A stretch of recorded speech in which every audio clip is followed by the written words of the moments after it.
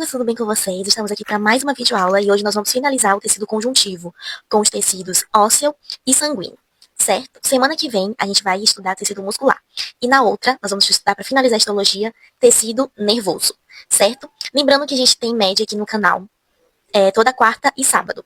Quarta, nesse momento, a gente está trabalhando histologia e sábado, nesse momento, genética, né? Iniciamos no sábado passado genética, e a gente vai até concluir todos os conteúdos acerca desse módulo, que é imprescindível para que todos nós possamos saber.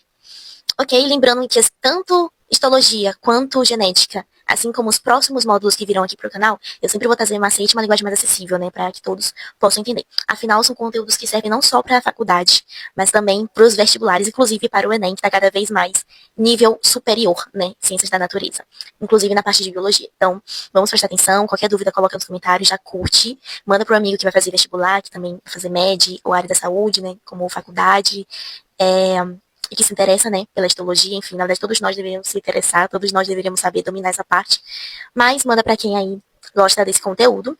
Se inscreve no canal se você ainda não é inscrito. Estamos rumo a 140 inscritos, então vai, se inscreve, ativa o sininho, sai vídeo todos os dias às 18 horas. Bom, gente, o tecido ósseo, ele é um tipo especializado do tecido conjuntivo, né? Trabalhamos semana passada o tecido adiposo, o tecido cartilaginoso, e para finalizar o tecido conjuntivo, vamos estudar hoje ósseo e sanguíneo. Dentro do sanguíneo, a gente também tem o hematopoético, mas é tudo ali voltado para as células, né, para as hemácias, enfim, para a parte do sangue do nosso corpo. É um tecido muito rígido, tecido ósseo, né?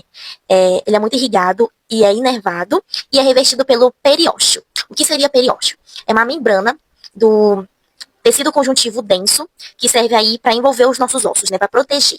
Tem essa função de proteção dos nossos ossos. E ao envolver esses ossos, ela fornece células novas para os nossos ossos. Depois eu vou explicar um pouquinho mais sobre o periósteo, porque ele vai ser de importante observação na construção no revestimento, né, e também na regeneração dos nossos ossos com os osteoblastos e os osteoclastos. Mas vamos por parte. Quais são as funções gerais do tecido ósseo? Sustentação, proteção. Vamos lá, sustentação. Ele sustenta o nosso corpo, né? Se a gente tem, assim, se a gente consegue manter esse equilíbrio, manter uma postura, é graças ao tecido ósseo, já que é o nosso esqueleto. Ele também sustenta os nossos órgãos. Isso mesmo. Imagina se o nosso coração fosse aqui na perna. Qualquer fratura em jogando futebol, alguma coisa do tipo. Pronto, morreu. Ia ser horrível, né, gente? Então, Deus é perfeito em todos os detalhes. Por isso que os nossos órgãos estão completamente protegidos pelo nosso tecido ósseo. Além disso, ele tem reserva de cálcio. Inclusive, a maior reserva de cálcio do nosso corpo é no tecido ósseo. São os nossos ossos, né? Estão nos nossos ossos. Apoio para a musculatura, um apoio para a nossa musculatura. E aloja a medula óssea. Tem a presença da matriz extracelular, que, lembrando, encontra-se fora dos tecidos e serve para constituir, na verdade, né? Todos os nossos tecidos. A gente viu sobre ela desde o início. Desde o tecido epitelial, que foi o primeiro estudado, né, da histologia, e a gente vai sempre falar dela quando nos referimos a essa área. E aí a gente tem dois tipos de matriz extracelular no tecido ósseo. A gente tem a orgânica, né, o tipo de MEC orgânica, a gente também pode chamar de MEC, tá, que é a sigla, que é a constituição dos colágenos, né, no nosso corpo. E a sua falta quebra o osso, né, torna o osso mais quebradiço, os nossos ossos mais quebradiços. Também a gente tem o tipo inorgânica, que vai para a parte do cálcio e do fósforo. E a gente chama essa área de fosfato de cálcio. Sua falta faz o osso ficar molengo. Então, na parte orgânica, a gente tem o colágeno, que vai fortificar os nossos ossos, né? Senão eles vão ficar quebradiços. E a parte inorgânica, que vai apresentar o cálcio e o fósforo. Juntando, fica fosfato de cálcio. E vai servir justamente para não deixar os nossos ossos molengos e sim rígidos. Certo? Muito bem. Por isso que a gente tem que sempre consumir, né? Fósforo, cálcio, né? Esses elementos, além disso, magnésio é muito importante, potássio e sódio, certo? Para os nossos ossos. Bom, gente, temos duas células e ambas se relacionam. Por quê? Uma vai produzir a MEC, que é a matriz extracelular, e a outra vai absorver essa MEC e, como é que eu posso dizer? Regenerá-la. Para que a outra forme de novo. É um ciclo, certo? Vamos lá, vamos entender direitinho. Temos osteoblastos e temos osteoclastos. Blastos e clastos, certo? As células de osteoblastos vão servir para a produção da matriz extracelular, também chamada de MEC, como eu falei para vocês. Já os osteoclastos vão servir de suporte, porque eles vão limpar, por exemplo, a parte da matriz velha, vamos dizer assim, eles vão limpar, vão regenerar, para que os osteoblastos criem produzam novas MECs, certo? Novas matrizes extracelular. Entenderam? Então, os osteoblastos vão produzir a matriz e os osteoclastos vão limpar, entendeu? A matriz, vão absorver a matriz velha, vão limpar aquela área para que possa ter uma inovação de matriz extracelular. Aqui na matriz extracelular também se apresentam os osteócitos, que são as células mais maduras dos osteoblastos, né? Quando eles envelhecem, entre aspas, a gente chama de osteócitos, e ficam alojados na matriz extracelular. A gente só vai mudar ali as nomenclaturas, mas é o mesmo processo que a gente já viu em outros tecidos anteriores. A matriz extracelular, gente, ela vai fortificar os nossos ossos, ela vai proteger, entendeu? Então, é por isso essa importância. E a gente vai ver posteriormente sobre a osteoporose, que, como vocês já perceberam, os osteoblastos e os osteoclastos, eles são tem que ser, né, diretamente proporcionais, ou seja, cada um fazendo sua função e cada um complementa o outro. Quando há mais participação de osteoclastos, das células de osteoclastos, do que de osteoblastos, a gente tem a osteoporose, que é uma doença que pode ser causada pelos hormônios ou pelo déficit de vitaminas. Só que a gente vai ver mais pra frente sobre ela. Mas é justamente isso. Há mais participação dos osteoclastos, ou seja, tem mais regeneração de matriz extracelular do que de produção. Então, isso vai contra o fortalecimento dos ossos, né? Deixa mais frágeis. E aí que a gente volta a falar sobre o periósteo. O que acontece? No periósteo existem células mesenquimatosas, que, quando necessário, se transformam em osteoblastos, que por sua vez vão regenerar o osso. Certo? Ok. Quais são as funções do periósteo? Proteção, fonte de células e regeneração, fratura. Quando a gente fratura um osso, quem é que vai entrar nessa participação? Periósteo. Por quê? Porque ele vai, junto com as células mesenquimatosas que estão presentes nessa membrana, que é o periósteo, se transformar em osteoblastos para produzir a MEC e assim fortalecer os nossos ossos, entenderam? Quando a gente fratura um osso, o periósteo, que é uma membrana do tecido conjuntivo denso, que possui células mesenquimatosas, essas células mesenquimatosas irão se transformar em osteoblastos, então vai ter mais osteoblastos presentes lá, né, no nosso tecido ósseo, que vai produzir mais MEC. Produzindo mais matriz extracelular, a gente fortifica o nosso osso, junto com os osteoclastos regenerando, né, claro, e aí volta ao funcionamento normal, né. A fratura, ela é cortada, então a gente regenera o osso por meio do periósteo. Também pode ser chamado de periósteo, né, acho que é assim que fala, mas eu falo assim mesmo, periósteo. Acho que é normal pra mim. Agora a gente vai falar e uma informação importante, os osteoclastos, eles são células muito grandes, então tem muitos núcleos, derivadas de monócitos, que são responsáveis pela reabsorção óssea, quebra do tecido ósseo. Eles se localizam em depressões da superfície óssea, chamadas lacunas de Wall-Schip, e liberam enzimas e ácidos para dissolver a matriz óssea mineralizada. Isso aqui é só um detalhe, tá, gente? Não precisa gravar isso aqui, não. Só um complemento. Agora a gente vai falar sobre a ossificação, que é o processo de formação dos nossos ossos. Temos dois tipos.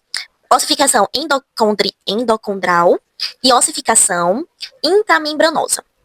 A endocondral é quando o tecido cartilaginoso ele é gradativamente substituído pelo tecido ósseo. E isso ocorre na nossa primeira fase de vida, quando a gente ainda é um feto, certo? Um feto, ele é formado predominantemente por cartilagem, e aí, a partir do seu desenvolvimento, a cartilagem vai sendo substituída pelos ossos, né? Pelo esqueleto, pelo tecido ósseo. Ok. Entendemos, né? É bem fácil. Endocondral. E a gente tem a intramembranosa, que ocorre no interior de uma membrana, em ossos achatados e laminados. Por exemplo, o crânio. Muito bem. São esses ossos mais firmes, né? Para finalizar sobre o tecido ósseo, a gente vai falar um pouquinho sobre a osteoporose. Como eu falei para vocês anteriormente, a osteoporose, ela é motivada, né, pelo aumento de produção dos osteoclastos e diminuição da participação dos osteoblastos. Lembrando que os osteoblastos vão produzir a MEC, que é a matriz extracelular que causa o fortalecimento dos nossos ossos. Já os osteoclastos irão regenerar a matriz, absorvendo essa matriz velha, limpando a área, para que os osteoblastos possam inovar com outras matrizes, né? Produzindo outras matrizes extracelulares, outras MECs. Muito bem. Sabendo disso, a osteoporose tem mais participação dos osteoclastos do que os osteoblastos. A partir disso, tem um desequilíbrio, né? Já não se dão suporte suficiente, os dois. Um trabalha mais do que o outro. Logo, temos a osteoporose, que é uma doença que é causada por questões hormonais, e por isso mesmo que as mulheres são as mais afetadas, por causa da menopausa, né? A partir de 50 anos, elas têm mais, envolvendo todo mundo, só que as mais suscetíveis para ter osteoporose são as mulheres devido à menopausa, com a diminuição da produção de estrogênio, e também pode ser causada por questões de vitaminas, né? Déficit de vitaminas no nosso corpo. Ela é uma doença silenciosa, Porque nos primeiros níveis a gente não sente as pessoas não sentem os sintomas, né? Quem tem. Vai sofrendo quando já tá num nível mais avançado, mais grave, certo? Já que os ossos, eles inicialmente estão naquele processo de fragilidade, né? E aí vai só piorando. Então, é assim que ocorre. A principal causa da osteoporose está relacionada ao envelhecimento, pois a capacidade de renovação óssea diminui com a idade. Além disso, a deficiência de cálcio e vitamina D ao longo da vida é um fator crucial. Mulheres, especialmente após a menopausa, têm um risco muito maior devido à queda dos níveis de estrogênio, um hormônio essencial para a saúde óssea. Idade, o risco aumenta significativamente após os 50 anos, como eu falei para vocês. Histórico familiar também é uma causa, né? Ter pais com histórico de fraturas nos ossos. Baixa ingestão de cálcio e vitamina D, sedentarismo, tamanho corporal, né? Quanto menor a estatura, maior a possibilidade. Etnia, mulheres brancas e asiáticas estão em maior risco. Tabagismo, o fumo é prejudicial aos ossos, assim como coração e os pulmões. Consumo excessivo de álcool, né? Isso é óbvio. Uso de certos medicamentos, corticosteroides ou corticoides, a gente chama de corticoides mesmo, né? A gente resume assim. Alguns anticonvulsivantes e inibidores de aromatase para câncer de mama podem causar perda óssea com uso prolongado. Além disso, doenças crônicas também, como doença celíaca e doença de Crohn, além de outras hormonais e outras inflamatórias como artrite, certo? Então, tudo isso são opções de causas para a osteoporose. Gente, o tecido sanguíneo, ele é um tipo especial do tecido conjuntivo, porque ele circula por todo o corpo, né? É o nosso sangue. E ele é o tecido que vai mais possuir a matriz extracelular, a nossa MEC, certo? Embora seja líquido, ele é considerado tecido porque é composto por células especializadas suspensas em uma matriz extracelular líquida. Diferente de outros tecidos conjuntivos, sua matriz não possui fibras insolúveis, mas sim proteínas solúveis, que podem se converter em fibras durante a coagulação. A função principal do tecido sanguíneo é o transporte de substâncias. E quais substâncias ele transportará? O nosso sangue transportará. A gente tem o transporte de gases, oxigênio e dióxido de carbono. Como é que vai ser esse processo? Né? Vai ser contrário assim. O oxigênio, o sangue vai tirar do pulmão para levar até as células dos tecidos. Já o dióxido de carbono, o sangue vai levar, né, dos tecidos, das células dos tecidos até os pulmões para que a gente possa fazer a nossa respiração. Também transporta nutrientes, né, glicose, aminoácidos, vitaminas, minerais absorvidos do sistema digestório para as células do corpo. Então, retira do sistema digestório e leva até as células dos nossos tecidos. Resíduos metabólicos conduz produtos de excreção, como ureia e ácido úrico, para os rins, onde são filtrados e eliminados por meio da urina. Hormônios, distribui hormônios produzidos pelas glândulas endócrinas para seus tecidos-alvo. Também tem a questão da regulação, né? De acordo com a temperatura corporal, ajuda a distribuir o calor pelo corpo, mantendo uma temperatura interna constante. pH contém sistemas tampão que mantém o pH do sangue em uma faixa estreita, aproximadamente 7,35 a 7,45, essencial para a função enzimática e celular. Volume de fluidos contribui para a manutenção do volume de fluidos nos compartimentos intracelular entre células e extracelular. Também tem a função de proteção, imunidade e as células de defesa leucócitos, que a gente vai trabalhar já, que são os glóbulos brancos, e anticorpos protegem o corpo contra patógenos, bactérias, vírus, fungos, parasitas e células anormais. Também de coagulação, as plaquetas e as proteínas da coagulação sanguínea previnem a perda excessiva de sangue em caso de lesão vascular. E agora a gente vai falar sobre a composição do nosso sangue. O que acontece? A gente tem a parte do plasma, que é a parte líquida, e a gente tem a parte das células, que a gente chama de elementos figurados.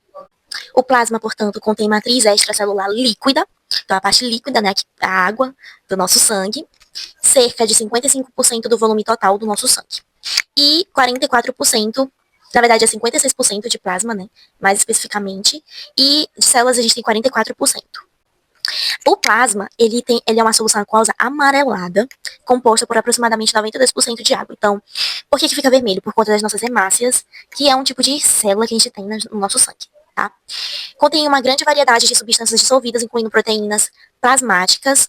As mais abundantes são as albuminas, mantêm a pressão osmótica coloidal e transportam substâncias. Globulinas, inclui anticorpos e proteínas de transporte, e fibrinogênio, essencial para a coagulação. Plasma 90% é H2O, água, e 10% sais minerais, sódio, potássio, cálcio, magnésio, cloreto e bicarbonato, e proteínas, albumina, fibrinogênio, coagulação e imunoglobulina, né, como eu falei pra vocês. A gente também tem a presença de eletrólitos, que são os íons como sódio, potássio, cálcio, cloreto, bicarbonato, que são os sais minerais, importantes para o equilíbrio osmótico, pH e função nervosa muscular, nutrientes, glicose, aminoácidos, açúcares, gráficos, vitaminas, gases, oxigênio, dióxido de carbono, nitrogênio também, resíduos metabólicos, ureia, ácido úrico, creatinina. Hormônios, elementos celulares, né, cerca de 45% do volume total do sangue, são produzidos da medula óssea vermelha em um processo chamado hematopoiese. Aí a gente tem É, os eritrócitos, que são os glóbulos vermelhos ou hemácias, são as células mais abundantes responsáveis pelo transporte de oxigênio. Tem formato de disco bicôncavo, o que aumenta a área de superfície para a troca gasosa e lhes confere flexibilidade para passar por capilares estreitos. São anucleadas, né? Significa dizer que não tem núcleo. Então, as hemácias, como elas armazenam muito oxigênio, né? Para levar para os tecidos, as células dos outros tecidos, ela, como é que eu posso dizer? Armazena muito oxigênio. E aí, quem é que capta esse oxigênio para as hemácias? O ferro. Por isso que é importante a gente consumir ferro. Possui mais uma vida útil de cerca de 120 dias. Essa aí são as células hemácias, né? São os glóbulos vermelhos, ou chamados de eritrócitos. Agora falando sobre os leucócitos, que são os glóbulos brancos. A gente tem, que são células do sistema imunológico, então eles vão atuar de forma imprescindível na proteção, na nossa proteção. São responsáveis pela defesa do organismo contra infecções e outras doenças. Possuem núcleo e são maiores que os eritrócitos. Podem ser divididos em dois grupos principais, com base na presença ou ausência de grânulos visíveis no citoplasma. Primeiro, granulócitos, que participam os neutrófilos mais numerosos, fagocitam bactérias e desempenham um papel crucial na inflamação aguda. Basófilos liberam histamina e heparina envolvidos em respostas alérgicas inflamatórias. E eosinófilos, que combatem parasitas e participam de reações alérgicas. Aí também tem os agranulócitos, linfócitos essenciais na imunidade adaptativa, as células T e B, produzem anticorpos e destroem células infectadas ou tumorais.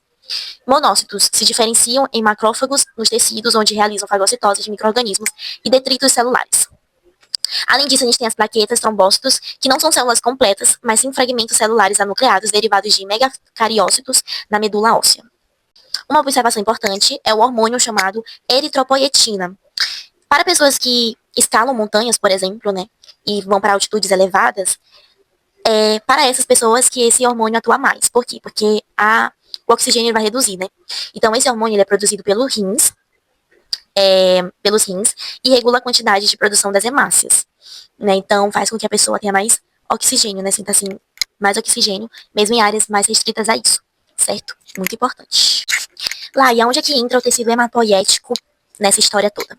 Vamos dar o exemplo da leucemia, que é um tipo de câncer no sangue, e vai se originar na medula óssea, que é a fábrica do sangue, né, do nosso sangue. O que acontece é uma mutação nas células tronco hematopoéticas. São células imaturas que dão origem a todas as células do sangue, levando à produção descontrolada de células sanguíneas anormais, principalmente glóbulos brancos, que são os leucócitos. É por isso que o nome é leucemia. As principais formas como a leucemia afeta o sangue, o tecido sanguíneo, são proliferação descontrolada de células anormais. Em vez de produzir células sanguíneas saudáveis e funcionais em quantidade adequada, a medula óssea de um paciente com leucemia começa a produzir uma enorme quantidade de células leucêmicas, muitas vezes glóbulos brancos imaturos e defeituosos chamados blastos. Essas células anormais não cumprem suas funções corretamente, por exemplo, não conseguem combater infecções de forma eficaz, já que os leucócitos estão aí como forma de proteção, né, de sistema imunológico. Também a gente tem a supressão de células sanguíneas normais. As células leucêmicas se multiplicam rapidamente e se acumulam na medula óssea, tomando o espaço e os recursos que seriam usados para a produção de células sanguíneas saudáveis, como os glóbulos vermelhos, glóbulos brancos maduros e plaquetas. Isso leva a uma diminuição na contagem de células sanguíneas normais na corrente sanguínea, resultando nas principais complicações da doença, como anemia, baixa de glóbulos vermelhos, imunodeficiência, baixa de glóbulos brancos funcionais, problemas de coagulação, baixa de plaquetas.